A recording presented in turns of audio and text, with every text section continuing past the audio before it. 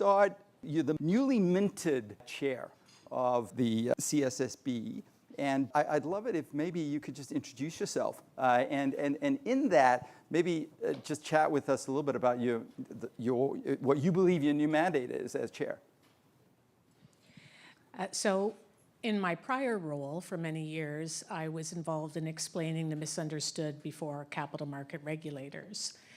So lots of experience dealing with disclosure issues around takeover bids and other transformative transactions, which in Canada we can loosely call fighting over the shiny bits in the sandbox.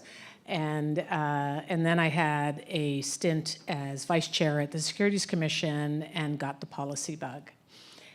So that never left me and drew me back to this current role, which I think I'm very well trained for because I have 4 children and 2 dogs and a spouse that needs direction on any given day. So the concept of herding cats towards what I see as the right avenue is something that is ingrained in me. So I took the role on for that reason. I could see Canada trying to think of something, that I was allowed to say, but dithering when it came to embracing the transition.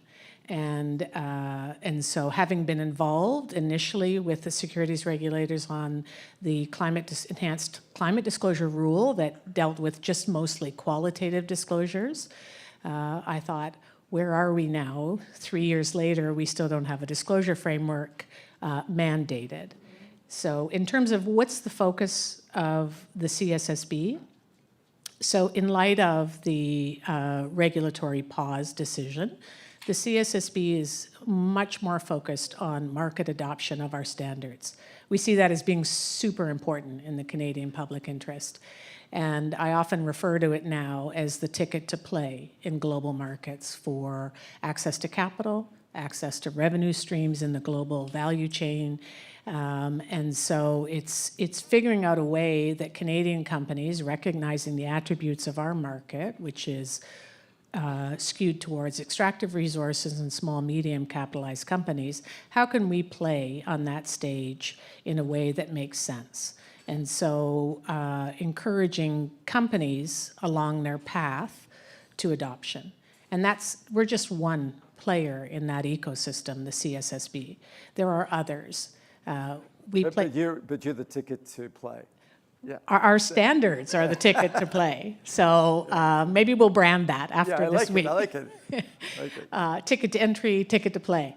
And so, yeah, that's what it's about. It's about, and so we're embarking on a much more enhanced outreach and engagement strategy with Canadian companies of all sizes and with investors and others in the financial ecosystem who can help. There is so much innovation here in Canada that surely to God we can figure out what a good transition plan looks like, find tools that companies that are in the smaller side can pull things literally off the electronic shelf and harness that innovation so that our Canadian companies can play on that global stage.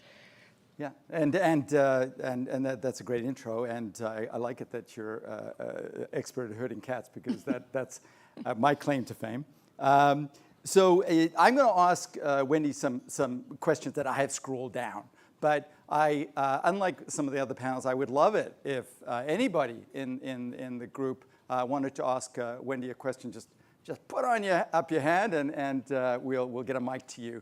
So don't be polite, please. So to start, be polite in the way you frame your question. Okay. Sorry. I meant don't be polite to me. Be very polite to Wendy. Yes, sorry. So let's start misconceptions. I like to start with that. So we're sitting here with a good representation of the industry in Canada. We at the CLA do that well because we represent every sector. And what do you see as the biggest misconception about sustainable disclosures in this room? I guess is the question I'd love to ask. Something you'd wish the entire business and financial community understood differently. So I think In my view, the biggest misconception is that these standards are about social or political agendas. They are not. They are about transparency and sunlight. That's it. On issues that are really mainstream business issues. There is not a company in Canada that is not affected by climate change or by the transition. There just doesn't happen. They'll be affected by varying degrees, some of whom it will be very material for them. And so the transparency around that is important. So the whole idea that this is about, some type of nice to have, looks good, is completely misplaced. This is entirely about financial materiality and about increasing confidence and trust. So, for example, let's say you're beginning your journey as a company, but when you show your interested and affected parties, whether those are your lenders, your capital providers, your customers, your employees, your anybody within your business ecosystem, when you show them, you have your eye on this ball. You're not ignoring it. You're not ignoring the fact that we're facing in Canada the physical impacts of climate change and what it will mean for your business. And you're not ignoring the fact that at some point we are going to transition to a low carbon economy. So what are the opportunities you can seize as a business with that reality in the future? And the idea that these disclosures are pie in the sky or impossible, I mean, we have been in the business of forward-looking statements to engender trust for a very long time, before I even went to university, and before probably I even went to elementary school. So this is nothing new. This is about saying to people, we have our eye on the ball, we've got governance structures in place, we have a framework for assessing the opportunities and the risks associated with this mainstream business issue, and inspiring confidence in those that you deal with. So that misconception, and then the ultra of perfection. My God, this country developed and became a leader in resource and reserve estimates. It was never perfect, and it's still not perfect. But what we did was inspire confidence in the way that Canadian companies report at various stages throughout their journey, from exploration to development to production, what is economically mineable in the ground. That's what we did. We put that transparency and sunlight, and honestly, we became the world leader. So why are we so afraid of this? Why are we so afraid of being a leader in another area of business that is impacting all businesses?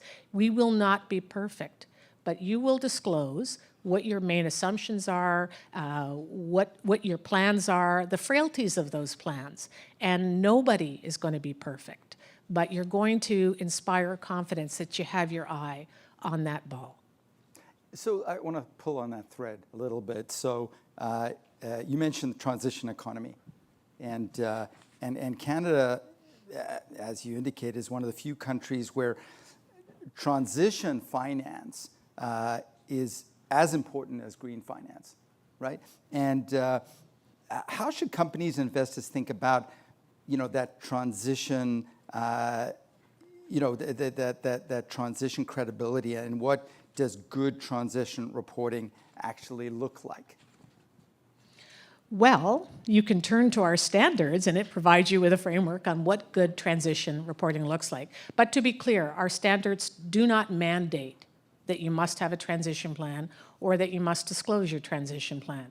What they say is, if you have a transition goal or a plan that you're relying on to attract capital, there are certain things that you need to disclose about that plan. And so, for example, you would disclose what are your key assumptions in that transition plan as you're looking to achieve certain goals as part of that transition to a low carbon economy. What are the frailties in those assumptions? Disclose those. What are your plans, and what is your progress against those plans? Again, never through the lens of perfection, but through the lens of best efforts. And it's important to realize that our standards have embedded within them proportionality mechanisms. Those are really, really important for the Canadian capital markets, and recognize Canadian capital markets. So you need be reasonable in your approach. You need to direct the amount of resources that you can based on your skills and expertise within that organization. You have that ready-baked safety net for your disclosures, because this is, again, a journey where over time, as data collection methodologies, other standards, not disclosure standards, but other standards in terms of what makes a good transition plan will evolve. So it's never going to be a one and done. It's going to be a journey and an evolution. And then also, again, I talked a little bit about the innovation. So there are a number of organizations that are putting out guidance, and other government organizations as well on transition plans, and we are working with them. One in Canada is Business Future Pathways that have started looking at how do we create some tools for transition plans for small, medium enterprises. The ISSB, the International Sustainability Standards Board, has put out guidance that largely pulls from a sector-by-sector analysis done by the UK Task Force on Transition Plans. So those are actually good resources to take a look at, because they kind of cause you to say, okay, for my company, where it is, and for the industry I'm in, what should I be looking at when I'm saying I've got a plan to seize some opportunities in the transition or to mitigate some risks from the transition. So you mentioned different guidances that are both in Canada, but you also started to mention some international frameworks, and then maybe just turn to that a bit. Canada's competitive position. I know Canadians like to continually compare themselves to other countries, so let's talk about sort of the global landscape a bit. My question is, are Canadian companies currently at a competitive advantage or disadvantage globally when it comes to sustainable reporting maturity? And more specifically, what are the risks if we lag behind the ISSB or Europe or U.S. requirements? I guess what I'd like to know is, are we heading towards convergence or fragmentation in that regard? So I'll be blunt. We are at serious risk of falling behind global counterparts. The world is moving on, and I'm not ignoring the giant to the south of us in this, where there are real risks and impediments faced by Canadian companies that have operations and business in the U.S. with the current polarization of sustainability issues and politicization of sustainability issues. So those are real impediments to embracing sustainability disclosures in your business. But the world is not wringing its hands over this. The world, when we ignore North America, is seizing the day. And so we see that. The ISSB has recently reported that approximately 40 companies are adopting or will be adopting mandatory climate-related disclosures aligned with their standards. And our standards on climate are aligned with the ISSB's standards. So that's about, what was the number there? I think that's about 60% of the world's GDP. And if we take a look at the 10 largest trading partners beyond the US, the overwhelming majority have or will have mandatory sustainability disclosures. So it gets back to the ticket to play. Yeah. So that is the ticket to play. And so my view is that Canada can't pause on its capacity building and its journey towards sustainability disclosures. We just don't have the luxury of time to do that. And so I think that's it. I think pausing or lifting the foot off the pedal in terms of building capacity for these disclosures is not in the interest of building resilient Canadian companies who can play. I mean, it's part of our Canadian story. We're super proud that our companies punch well above their weight compared to global counterparts. And so we need this. We take a look at, for example, I was at a recent international summit, and I had folks from the Ministry of Finance in China come up to me, talk about their journey. They are putting in place mandatory climate-related disclosures for all their companies, that, phasing it in. they see this as an economic opportunity. There doesn't seem to be the same hand-wringing or worry about this will be, I'll now, if I put these disclosures out, I'm going to face litigation, or I'm going to face political backlash. That doesn't seem to be at play. And so we're going to see ebb and flow. You know, we just saw what the EU Commission did, or EU Parliament did with its rules. We will see ebb and flow, but over time, and in the very short run, we are going to see companies that succeed are companies that have their arms around this issue. Yeah, and it gets back to the first point on the misconceptions is this isn't about ideological goal setting. It's not about tree hugging. It's about the business. And although there's nothing wrong with tree hugging, it does lower the blood pressure. Absolutely, absolutely. But not only tree hugging. It's about powering the business behind a lot of these companies. And if we have the struggle at the CLA as well, to be honest, is when we're talking to all our sectors and we're bringing up sustainable finance, they go, well, I thought this was the small business roundtable, or I thought this was the real estate roundtable. Isn't there another roundtable called sustainable finance? And I go, no, that's cross-sector. Yeah. It should permeate everybody's business, and that's a bit of a struggle. So I'm glad you're bringing that up, and it is something that I think there's in the shaking up with what's happened in the U.S. We've had a chance to reassess and re-look at what we're doing, and I think that in some ways is a good thing, right? So I'm going to add one little fact, which I think is important too, is that despite the polarization south of the border, what we see is, there was a recent report put out that the overwhelming majority of the S&P 500 companies have removed the acronym ESG from any public reporting. Yeah. So you could look at that going, oh gosh, that's not a good development. But that, you have to dig deeper. Those companies are continuing to report that they have climate commitments. They're continuing to report overwhelming majority, all three scopes of GHG emissions, transition plans. So they recognize that information is crucial to the resilience of their company, and they're continuing to report it. So we don't see the pulling back on these disclosures, even in the US. Yeah, I mean, it's a little bit like some of our early panels today, where ESG is dead, long live sustainable finance. So it'd be nice if we could come up with a catchier name, but yeah, sustainable finance. Yes, we're working on it, although it is our summit. So, so I changed the name of this session. If you had noticed, is sneaky in the past. I'd say the future of trust.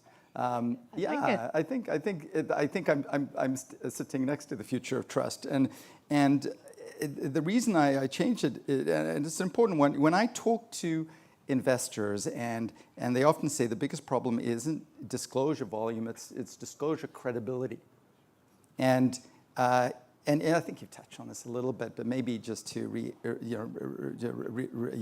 to underscore.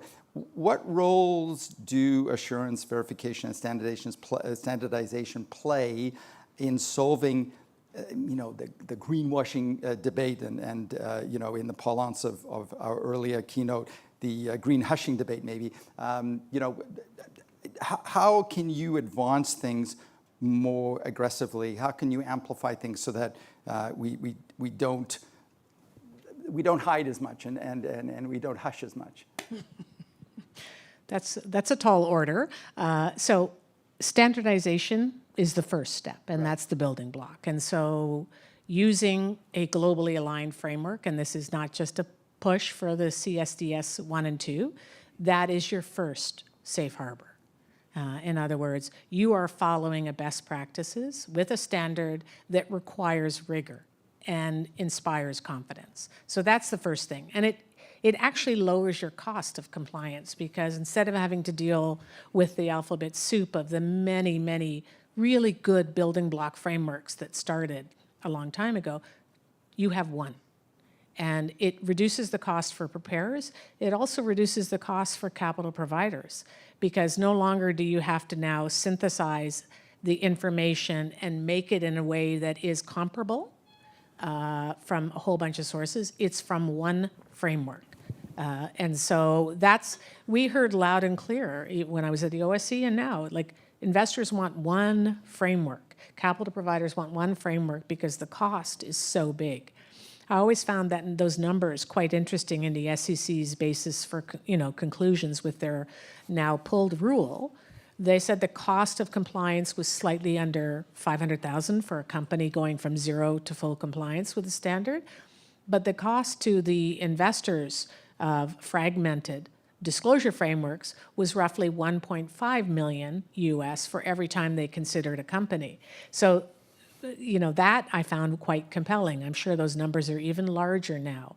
And so when we look at total cost to the market for the movement of capital, we have to look at the whole picture. And this reduces the cost on both sides. So then verification and assurance also play an important role.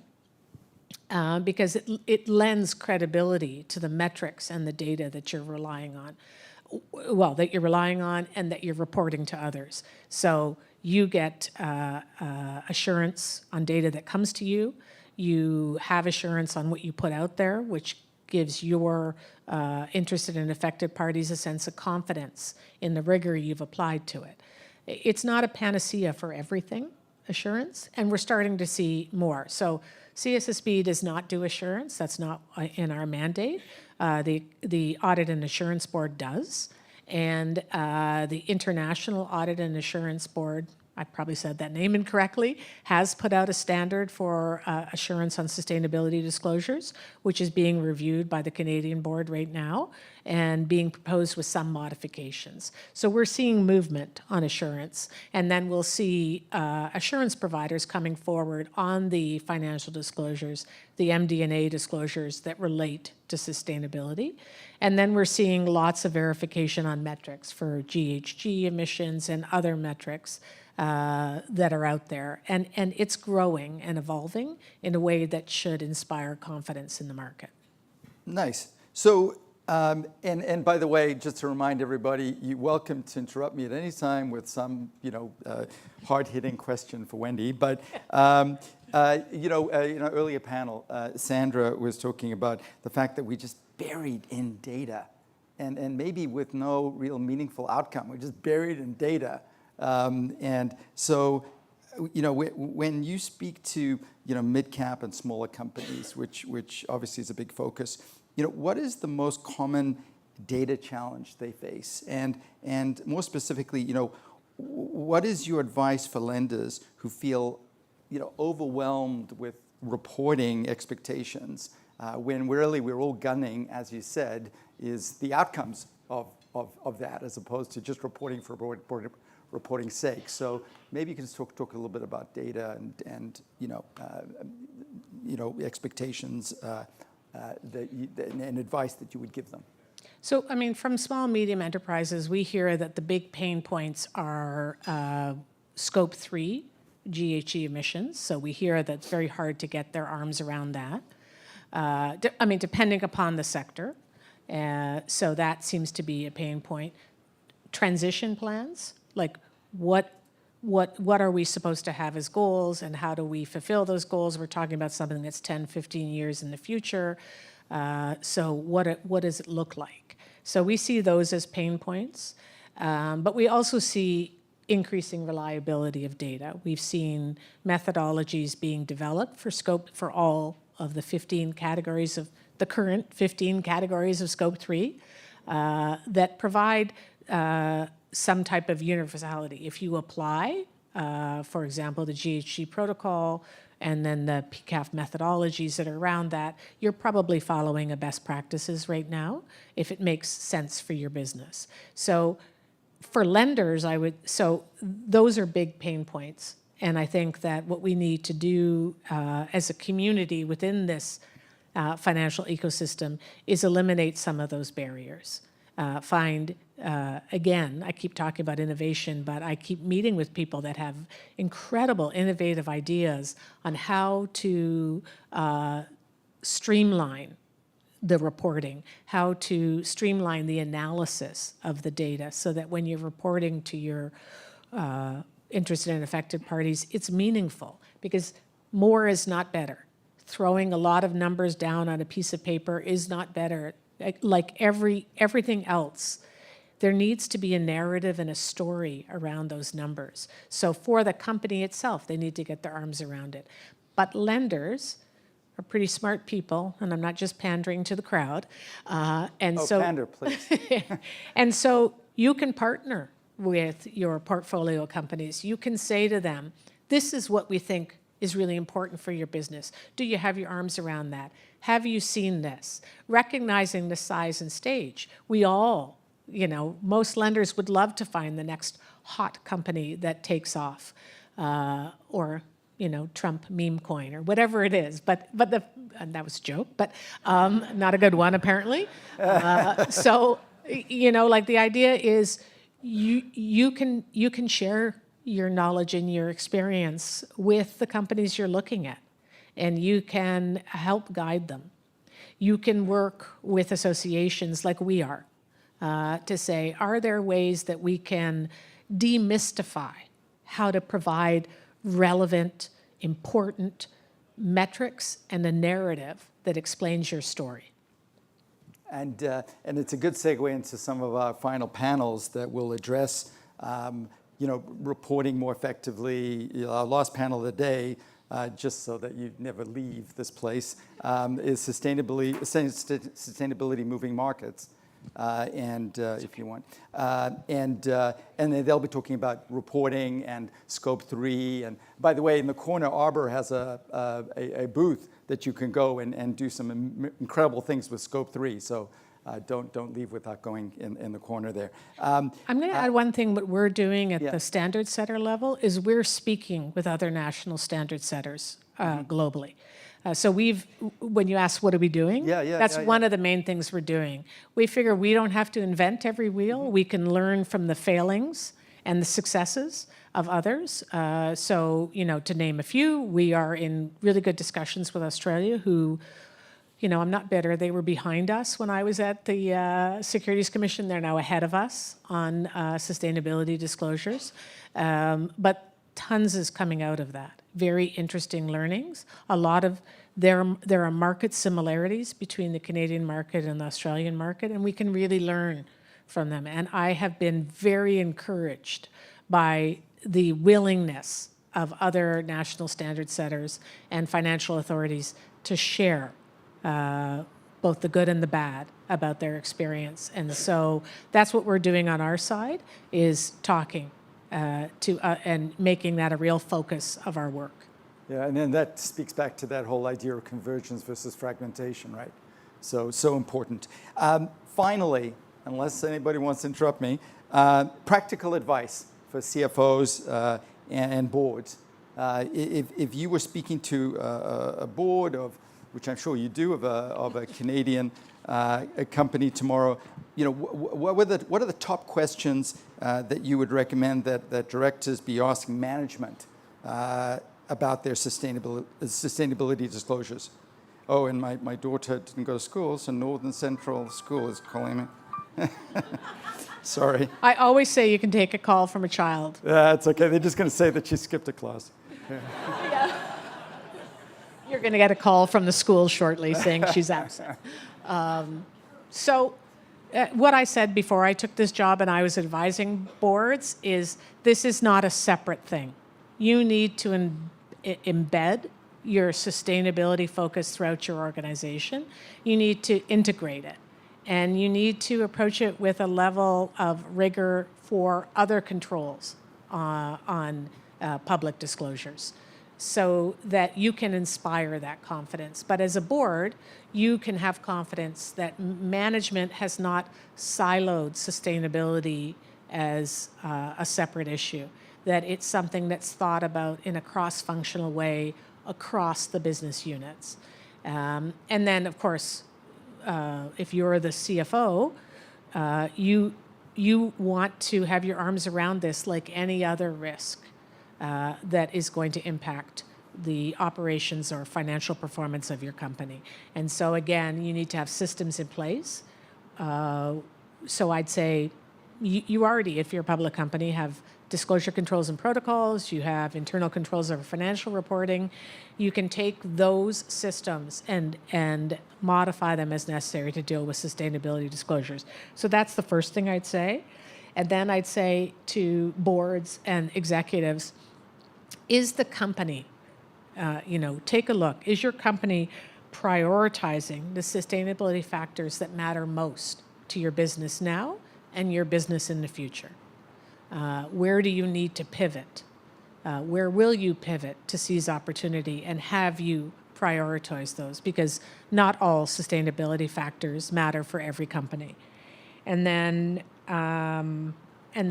once you have, is the plan around to handle those sustainability matters, is it actionable?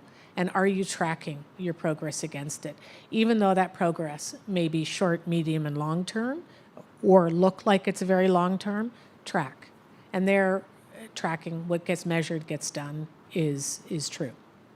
And in closing, I'd like to just say that it is frustrating for me as somebody who represents 300 plus companies in Canada, is that we're kind of preaching to the converted here.